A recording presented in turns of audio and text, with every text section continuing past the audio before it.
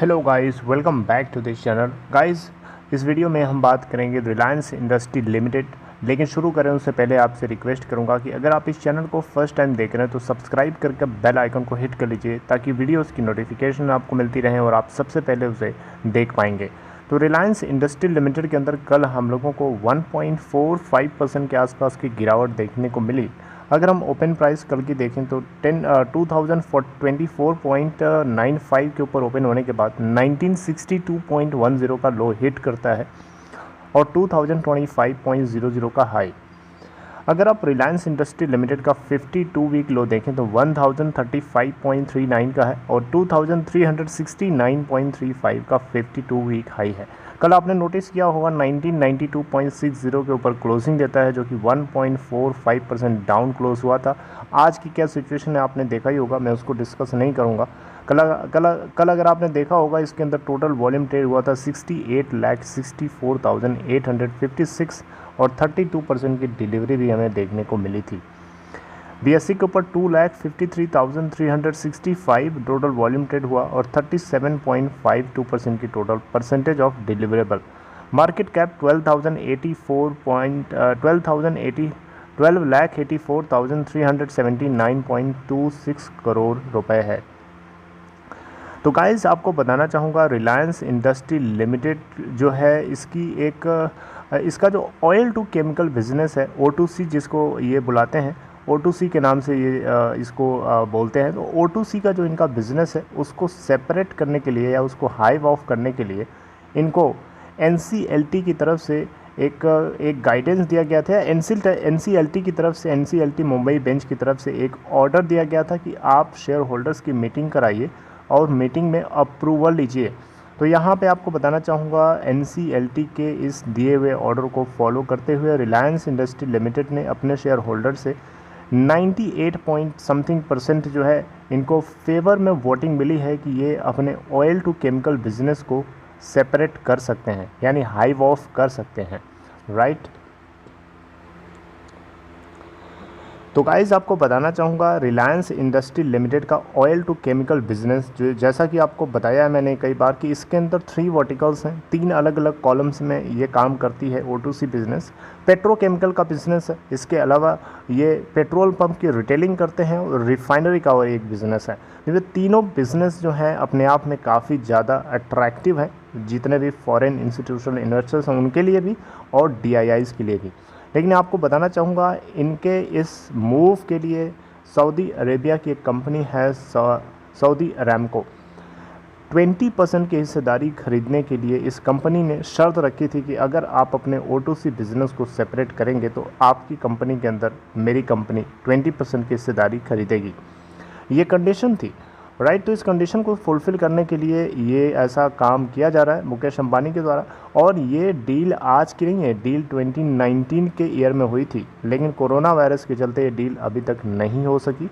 और अब इस समय क्या इसकी अपडेट है? इसकी अपडेट ये है कि 98% की अप्रूवल पा जाने के बाद शेयर होल्डर से अब रिलायंस इंडस्ट्री लिमिटेड ने इस कंपनी के अंदर से O2C बिज़नेस को हाइव ऑफ करने के लिए या उसको सेपरेट करने के लिए NCLT national company law tribunal के अंदर फाइल कर दिया है, एप्लीकेशन लगा दिया है। और वहाँ से जैसे ही अप्रूवल मिल जाएगा उसके बाद O2C बिजनेस इनका सेपरेट देखा जाने लगेगा, राइट। तो यहाँ पे मैं आपको क्या बताने वाला हूँ, इसमें बताने वाला हूँ ये गाइस कि यहाँ पे अगर आप देखें तो Reliance industry limited O2C warming up IPO, यहाँ पे होने वाला क्या है, O2C बिजनेस जिसके अंदर 3 वर्टिकल्स हैं, इस कंपनी का O2C बिजनेस सेपरेट हो जाएगा तो एक IPO के रूप में स्टॉक एक्सचेंज के ऊपर आएगा, लिस्ट होगा और आप और हम जैसे जितने लोग हैं और इसके अलावा जो FIIs हैं, DIIs हैं, सभी के सभी इसके अंदर मिल करके हिस्सेदारी खरीद बेच सकते हैं। यहाँ पे आपको बताना चाहूँगा एक यहाँ पे देखें तो global brokerage and research firm है जिसका नाम है बर्नस्टेन।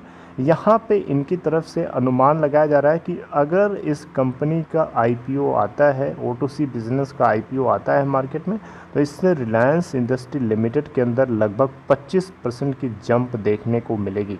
और इसी के आधार पर ये टारगेट भी दे रहे हैं ऊपर का। आज की डेट में रिलायंस इंडस्ट्री लिमिटेड आपको पता है 1970 के आसपास चल रही है, राइट। लेकिन अगर आप देखें तो इनका जो टारगेट है 2470 रुपये पर शेयर के हिसाब से ये टारगेट कर रहे हैं।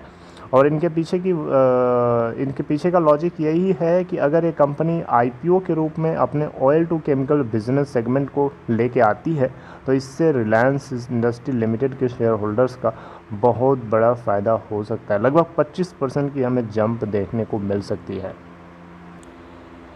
तो गाइज़ यहाँ पे ऐसा बताया गया है कि सितंबर के एंड तक हो सकता है ये डिसीजन पूरा लिया जा सकता है। और ये जो डीमर्जर है यानी O2C बिज़नेस का जो फ्रेगमेंटेशन होगा, ये बेसिकली सेल्फ फंडिंग को या सेल्फ फंडिंग से जुड़ी हुई ग्रोथ को लेकर के काफ़ी ज़्यादा हेल्प करेगा, फैसिलिटेट करेगा। और इससे पोटेंशियल स्ट्रेटेजिक इन्वेस्टर्स को मौका मिलेगा O2C बिज़नेस के अंदर इन्वेस्ट करने का। अब O2C बिज़नेस का मतलब ही हो गया कि ऑयल टू केमिकल बिज़नेस। अब जितने भी पोटेंशियल स्ट्रेटेजिक इन्वेस्टर्स हैं, यानी जिनका स्ट्रेटजी है कि वो ऑयल टू केमिकल में ही इन्वेस्ट करें या उसी में काम करें, वो सेपरेटली इसके लिए चाहे तो इन्वेस्ट कर सकते थे। अब ऐसे क्या है कि रिलायंस इंडस्ट्री लिमिटेड में बहुत सारे बिजनेसेस हैं, जियो भी उसमें आता है, O2C भी आता है और इसके अलावा रिटेल भी आता है, अलग अलग बिजनेस हैं। अब सेपरेट हो जाने से होगा ये कि पोटेंशियल स्ट्रेटेजिक इन्वेस्टर्स को एक चांस मिलेगा।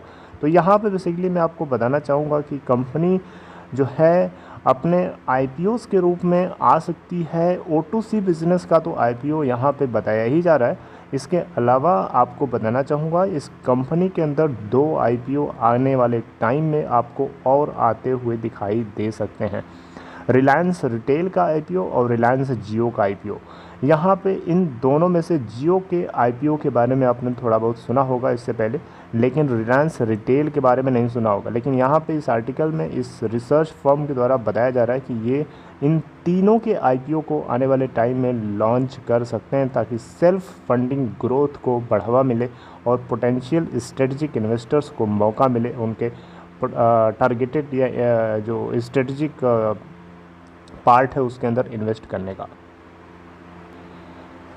गाइस यहाँ पे आपको बताना चाहूँगा इनके जो O2C बिज़नेस की जो डील हुई थी 2019 में, पूरी O2C business oil to chemical business का जो वैल्यूएशन बताया गया था रिलायंस कंपनी की तरफ से $75 बिलियन का बताया गया था। उस हिसाब से 20% की हिस्सेदारी के लिए जो कॉस्ट बनती है 15 बिलियन डॉलर बनती है, यानी सऊदी अरामको $15 बिलियन दे देगा रिलायंस इंडस्ट्री लिमिटेड को। तो ऑयल टू केमिकल बिज़नेस में 20% की हिस्सेदारी बुक हो जाएगी। लेकिन यहाँ पे इस जो रिसर्च फर्म मैंने आपसे नाम लिया है, इस ग्लोबल रिसर्च फर्म के हिसाब से ऐसा माना जा रहा है ये जो डील है या ये जो O2C बिज़नेस की वैल्यूएशन बताई गई है ये $67 बिलियन हो सकती है। राइट, अब $67 बिलियन का 20% निकालिएगा, जो भी वैल्यू आएगी वो वैल्यू जो है सऊदी अरामको पे कर सकती है रिलायंस इंडस्ट्री लिमिटेड को। राइट, तो यहाँ पे इससे फ़ायदा ये होगा कि नेक्स्ट अगले 20 ईयर्स तक जो है अरामको को भी फ़ायदा मिलेगा, उसको भी fastest growth refined oil product में एक मार्केट शेयर मिल जाएगा, जिससे अब आपको ये बताने की ज़रूरत नहीं है। अब सऊदी अरामको कितनी बड़ी कंपनी है आपको अच्छे से पता होगा। सऊदी अरामको पूरी दुनिया की सबसे बड़ी क्रूड ऑयल प्रोडक्शन कंपनी है और रिफाइनरी में इंडिया के अंदर रिलायंस इंडस्ट्री लिमिटेड का O2C बिज़नेस है। इसीलिए यहाँ पे ये स्ट्रेटजिक अपॉर्चुनिटी उसको दिख रही है और ये इसमें से केमिकल सेगमेंट जो है इसको बहुत ज़्यादा अट्रैक्ट कर सकता है। राइट, यही इसको बांध के रखेगा। यहाँ पे देखें अगर तो IPO इन दी ऑफिंग, IPO के रूप में यहाँ पे अगर आप देखें तो 3 IPO मैंने जैसा कि आपको बताया, जिसमें से रिलायंस जियो ऑलरेडी ये बात न्यूज़ में फैल चुकी है, मार्केट में चर्चा हो चुकी है, जिसमें से 67% जो है रिलायंस इंडस्ट्री आज की डेट में ओन करता है और रिमेनिंग पोर्शन जो है अलग अलग लोगों के हाथ में है, जिसमें मेजॉरिटी में गूगल भी ओन करता है और फेसबुक भी ओन करता है। फेसबुक यहाँ सबसे ज़्यादा 9.99% की हिस्सेदारी ओन करता है रिलायंस जियो में। राइट, तो अगर इन तीनों का IPO आता है तो आप लोग भी इसमें आप चाहे तो ट्रेडिंग कर सकते हैं और बहुत सारे फ़ायदे हो सकते हैं। इससे रिलायंस इंडस्ट्री लिमिटेड के स्टेक होल्डर्स के अंदर 25% की जंप देखने को मिल सकती है, ऐसा इस ग्लोबल रिसर्च फर्म का दावा है। Okay guys, so this is all about this video. I hope कि आपको ये पॉइंट्स समझ में आ गए होंगे। तो ये O2C बिजनेस से जुड़ी हुई एक अपडेट आपको कैसी लगी, आप चाहे तो कमेंट बॉक्स में बता सकते हैं। And if you like this video please give a thumbs up. And if you are interested to open demat account और trading account, if in case you are new to stock market, there is a link in description box of this video. You can click on that link to open your account in Upstock. See you guys, something updating you next. Right, till then, take care.